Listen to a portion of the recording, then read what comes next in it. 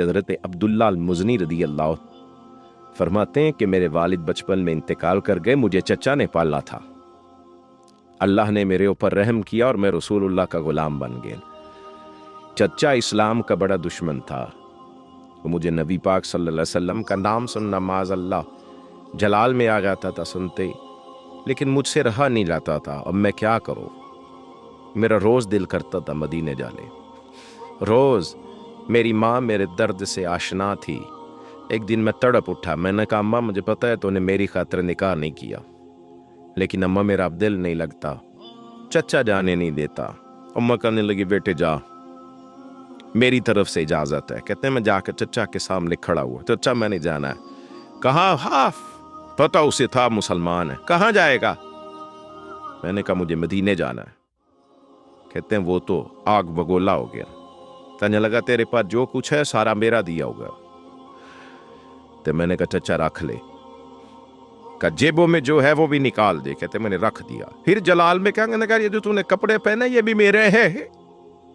حضرت عبداللہ المزنی کہتے ہیں میں نے وہ کپڑے بھی اتار کے دے دیے، میرا وجود ننگا ہو گیا۔ تینوں لب دیں آپ گواچے، سانو اپنی خبر نہ کوئی، ساتھو پارے ککھ گلیاں دے، ککھ گلیاں سانو آخ دے لوگ شدائی، وہ کہ اسی ننگ نموس دا ساڑ کے چولا، گل پہنے اتاج گدائی، آزم اپنا آپ گوایا ہے، تہا یار نے چاہتی پائی۔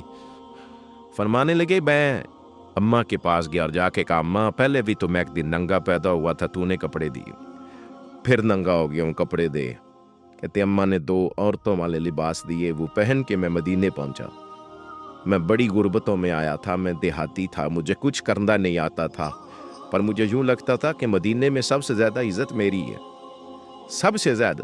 اللہ کے حبیب نے منع فرمایا کوئی اونچا اللہ اللہ نہ کرے، جب کوئی نماز پڑھ رہا ہو سو رہا ہو تو اس کے سامنے اونچا ذکر نہ کرو۔ کہتے میں ایک دن اونچا ذکر کر لا تھا، اونچا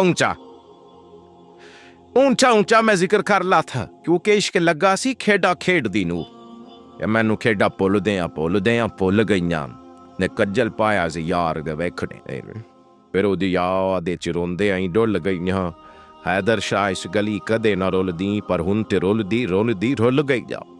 کہتا میں اونچا ذکر کر رہا تھا تو حضرت عمر فاروق رضی اللہ تعالیٰ عنہ نے ڈانٹ دیا، فرمایا تجھے نہیں پتا حضور نے منع کیا؟ تو عمر نے ڈانٹا تو میں چھپ کے بیٹھ گیا کونے میں۔ حضور آئے نا نماز پڑھانے تو معبوم نے پتہ کیا وہ عبداللہ کدھر ہے؟ کہتے میں کونے میں تھا، حضور نے فرمایا کیا ہوا؟ تو میں رو پڑا، میری عزت بڑی تھی نا مدینے، کبھی کسی نے کچھ نہیں کہا تھا۔ نبی کریم نے فرمایا کیا ہوا؟ عرض کی حضور کچھ نہیں۔ پھر بھی بتاؤ؟ کہتے میں رو پڑا، میں نے کہا یا رسول اللہ میری غلطی تھی تو سیدنا فاروق اعظم نے ڈانٹ دیا۔ فرمایا ہوا کیا؟ یا رسول اللہ میں اونچا ذکر کر رہا تھا، اور بات بھی ٹھیک ہے، کچھ لوگ قریب نماز پڑھ رہے تھے، حضرت عمر نے منع کیا۔ نبی کریم علیہ السلام نے فرمایا بلاؤ نہ ذرا عمر کو، خود قانون حضور نے بنایا ہے کہ اونچا ذکر نہ کرے جب کوئی نماز پڑھ رہا، بلاؤ نا عمر کو۔ جناب عمر آئے تو حضور نے فرمایا عمر میرے عبداللہ کو کوئی نہ ڈانٹے، کسی ان پڑھ سے، کسی دیہاتی سے، کسی بھولے سے انداز دے کے حضور کا، اسے کوئی نہ ڈانٹے۔ میں پھر حضور نے فرمایا تمہیں پتہ ہے یہ میرے لیے کتنی تکلیفیں برداشت کر کے آیا؟ صحابہ فرماتے ہیں یہ خوش نصیب ہے جس کی روح بھی محبوب کے ہاتھوں میں نکلی۔